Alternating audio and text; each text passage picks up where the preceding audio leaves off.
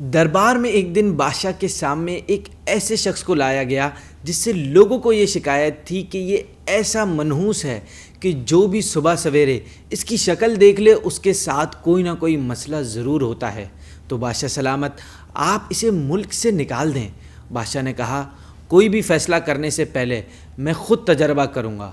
تو اب حکم کے مطابق اگلے دن جب بادشاہ نے کمرے کا دروازہ کھولا تو بالکل سامنے وہی آدمی کھڑا تھا۔ بادشاہ اس کو دیکھ کر واپس پلٹا اور دربار میں جانے کے لیے تیار ہو کر جیسے ہی جوتے میں پاؤں ڈالا اسے اندر بیٹھے بچھو نے ڈنک مار دیا۔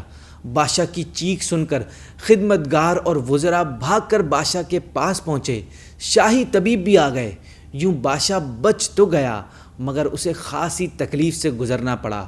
اب چند دن بعد جب ذرا طبیعت ٹھیک ہوئی اور دربار لگا تو اسی شخص کو لایا گیا تو اس نے بادشاہ کے سامنے رونا شروع کر دیا اور رحم کی فریاد کرنے لگا۔ یہ دیکھ کر ایک وزیر کو اس پر بڑا رحم آیا۔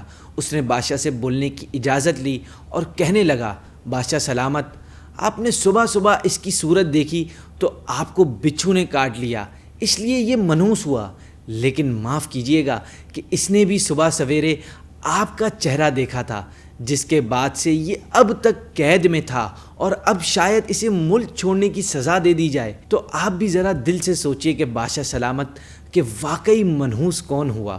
تو یہ سن کر بادشاہ لاجواب ہو گیا اور اس نے اس آدمی کو نہ صرف آزاد کیا بلکہ یہ اعلان کروا دیا سارے ملک میں کہ جس نے بھی اس شخص کو منحوس کہا اس کو خود میں نہیں چھوڑوں گا۔ یوں وزیر کی ذہانت سے بیچارہ وہ آدمی بچ گیا اور ہمیں یہ سیکھنے کو ملا کہ بھائی ہم کسی کو بھی اس طرح سے منحوس نہیں کہہ سکتے۔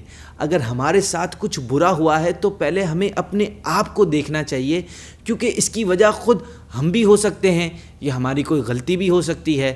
یوں کسی پر نحوست کا لیبل نہیں لگانا چاہیے۔